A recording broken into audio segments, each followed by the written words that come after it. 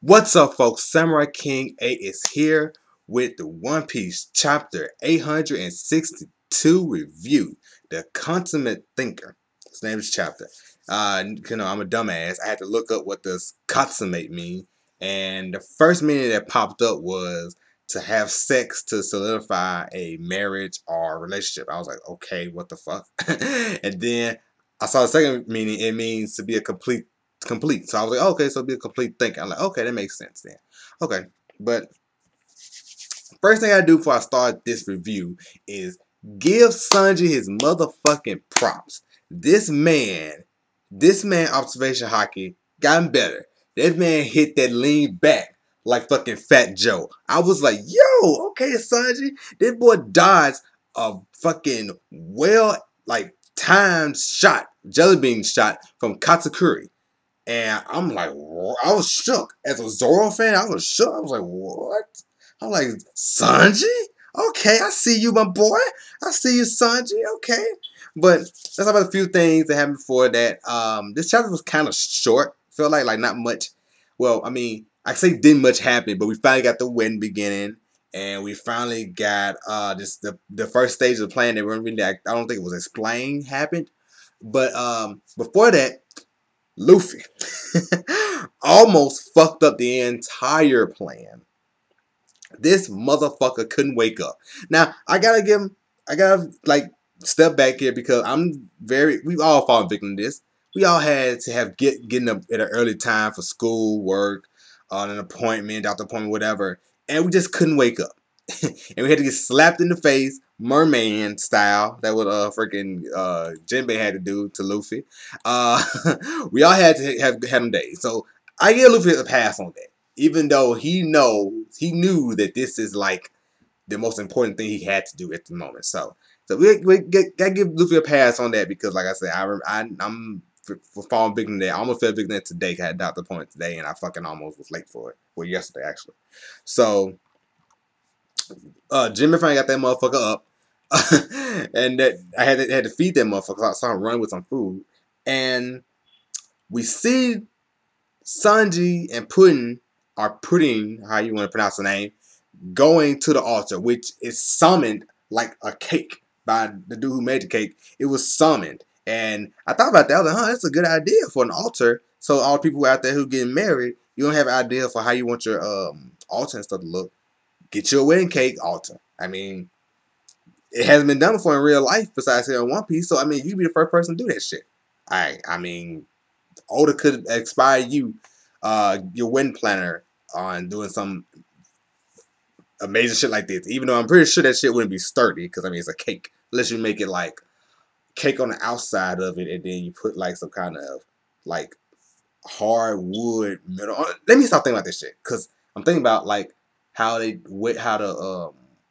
have strippers inside of a cake. Oh, let me stop thinking about this. Let me just move on. I'm fucking up.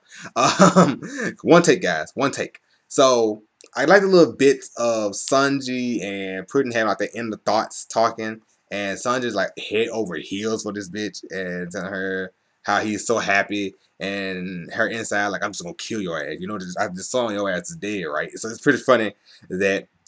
And then Big Mom fat ass ready to eat the cake right then and there. I'm like, wow. And I know she mad in this fucking chapter. Ooh. But let's get to Sanji first. Because he's done this twice. The next thing he do here, so they change like the little vow. I don't know. Well, I don't know. It's not exchange of vow. It's the priest said, you know, do you take this woman and man through sickness and health, all that shit. I forgot what that's called. Haven't been to many weddings in my lifetime and don't expect a wedding of my own no time soon. But when after he did while he was doing that,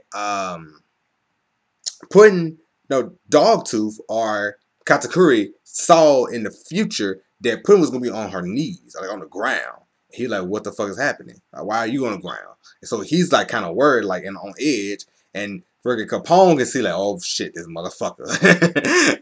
Like he knew going into this, like he was gonna be the major snag in his plan, and looked like he had already hit that snag, even though Luffy was the one hit the snag. But This motherfucker saw the future and saw her on the ground, and it turns out that she revealed her third eye, and she's gonna kill Sanji, and Sanji just blurted out, "Wow, seeing you out up close is like really beautiful." So, and then that compares her to fall to the ground, and then she's crying and everything, which is nothing Oda does very well. Oda can make us hate somebody for so fucking long, and then come to like them later on. You don't believe me? Look what he did with fucking Crocodile. We hated Crocodile, what he did to Alabasta and one of our beloved characters, Vivi Land and all that stuff, and fucking up her family and all that stuff. And we get to the Marine Ford, and we fucking like him after that because he get to help Luffy. He helped him twice, I believe. Yeah, he helped him twice. He saved him, I think, in Marine Ford, and then he also, like, you know, he set them free from Impale Down. So Oda has done this before with hating the character and then turn around liking them, making us like them. Like he makes them likable because we see that she's been bullied by her eye, and people have been telling her that she's ugly. Even Big Mom telling her she's ugly and all that stuff, saying just grow out your bangs and I'm ugly ass bitches. Which I'm sure her sister telling her that she's an ugly monster and a monster and all that stuff. And then that makes her. That's why she's so fucked up now. Because she said that shit, and she's like, I'm gonna kill y'all. I'm gonna erase y'all from the fucking earth. So, I mean, that's not the best way to deal with your bully folks. I mean, you want to stand up for yourself, but don't go stabbing people. That's a very bad thing to have. Bad, I guess, ability or skill to have. Stabbing people. That's a very bad skill. Unless you're in a war or something, but that's neither here nor there. So, she breaks down crying because it like just struck her core so hard. And she's like, I gotta kill him. I gotta kill him. But then she realized she can't. And Big Mom tells the father, the priest, you do it. You fucking do it. And he, Katakuri sees that he's gonna miss. Like, oh, Sanji's gonna dodge that shit. Like he is a fighter. He's gonna dodge a shot like that. He's not that distracted. And he ended up dodging Katakuri's jelly bean shot, which I was like, okay, the hockey on deck, and gave Katakuri that glare thing. I liked that shit. But what they want to talk about here is Sanji's able to save his own ass from women. Because if you remember, a few arcs ago, which is not yet, it really is a few arcs ago, Dressrosa, he saved himself from Viola. Remember she was gonna kill him, and then he gave her that whole thing about like telling her like this is not you, and being a murderer and all that stuff. It's not you, and he's able to save himself from that, and look like he got him a dime piece waiting for him in Dressrosa. So the second time Sanji able to save himself by saying his inner thoughts about a woman, or basically telling a woman that she's beautiful, or just being able to kind of not manipulate a woman, but more so give them a compliment or say something about them that they probably didn't know or had never heard themselves. So I gotta give Sanji props on that. His freaking thirstiness has saved his life twice. So I mean, it don't usually happen. Thirstiness usually gets you killed in the real world most times with stuff like catfishing and following women and stalking them and stuff like that. Usually, they kind of get you killed in real life. But his kind of saves him because he has little subtle things with women. You know how he values a woman. So that really helps him with that. And then on top of this, the Vinsmokes. Now, I was thinking about this while I was reading this. I was like, damn, the Vinsmokes are way back to be the groom's family. Okay, you know, usually when you go to a wedding, you have the groom side and you have the bride side. But I guess since everybody there from Big Mom, most everybody there is from Big Mom, they're kind of scattered everywhere. And them being on that high-ass, like, building, two-story building looking thing, looking cake. But I thought about this. I'm like, the Vinsmokes are in the middle. And we see that Reiju said they're unarmed, which I don't kind of believe, but I mean, that's what she said. Maybe she's not armed, but I'm pretty sure the motherfuckers are armed. I don't know. But I'm sure Judge probably packing something. He got to be packing something. Or got them boys on deck to come in and do something. But they are really sure of themselves that they're going to get this wedding on the road. But I don't know. But the thing about them is they surrounded by nothing but Big Mom's kids. And they look like they kind of fucked with this shit now. Especially with everything kind of falling apart now. And then we see Luffy. He mistakes that the shot that the father deals with the gun, because he get hit with the jelly bean, it makes him shoot the gun. So Luffy thinks that's time to pounce. And he comes out, he just he destroys the cake by eating it and making it like explode and shit. And he has clones, so do some shadow clone Nitsu, even though I'm not a big Naruto fan, I know that. He has a shadow clone, which I'm sure is Brûlée, because she said, "Big Mom, sorry, they made me do it." It's her mirror. Remember, she did that shit in the forest. I'm about to call it the Lost Forest. I'm playing Zelda for so long. In the forest where they were fighting, and remember he was fighting his mirror image. So all those like mirror images, I didn't know they can be like beside each other like that. I have so many at once. So that's pretty interesting to see. Her power is like pretty cool. Miss Brûlée, her ugly ass. So and then that's pretty much the chapter. And then we see at the end, Katakuri is beside Big Mom trying getting ready to protect her, even though she's not the one to be protected. But I remember that Cloud, he was by the cake. So Prometheus, I think his name is, he was by the cake, like at the top of it. So he's somewhere there, like watching.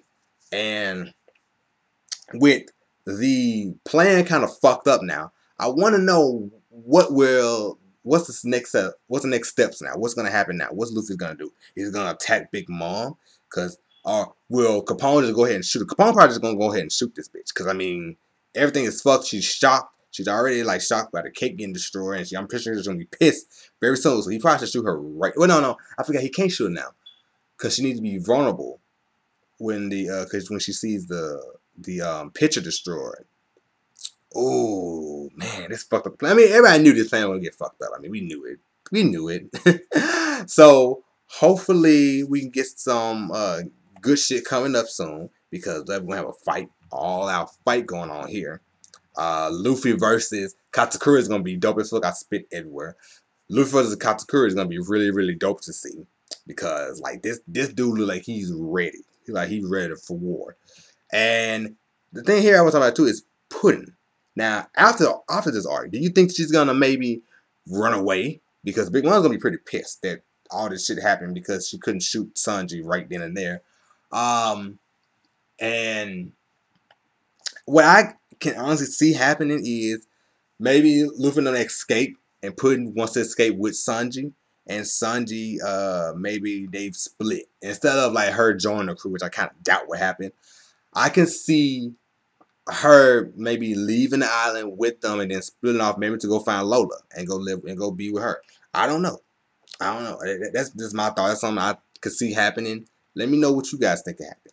So that's the chapter in a nutshell. I really enjoyed what I saw here, and kind of similarity between now and what happened with Sanji and Violet and Dressrosa. I really like those similarities with Sanji. And could he maybe continue doing this in the future too, getting himself saved from these women like that? Since he can't hit them, since he don't hit them, he has to find a way to get out of them fights. So I think this is gonna be the best way he can get out of them fucking fights with these women, especially as we get deeper and deeper in the fucking new world. So that's it for me, you guys. I really enjoyed this chapter. I gotta give it an 8 out of 10, even though we didn't get much shit out of it. I like a lot of shit. We did get a lot of shit out of it, but I mean, it still felt kind of short, but I gotta give it an 8 out of 10 because it was hella dope. We've set up some good ass fights that's gonna come up here. It's gonna be all out war, bruh. And then we know that Jinbei's crew, I think they left. They said they was leaving with what's his name? Peckham's, with Peckham and Mushi there too. So it's gonna be interesting to see how all this is gonna shake out, and I'm very much gonna keep on reading and watching. So we're mostly reading because I can't really watch much. So that's it for me, guys. Like I said, 8 out of 10 chapter. I really enjoyed it, and I can't wait for next week. So if you like what I had to say here, give me a like, sub, and share the video, and also comment down below and give me some of you guys' opinions too. So that's it for me, guys. Sayonara.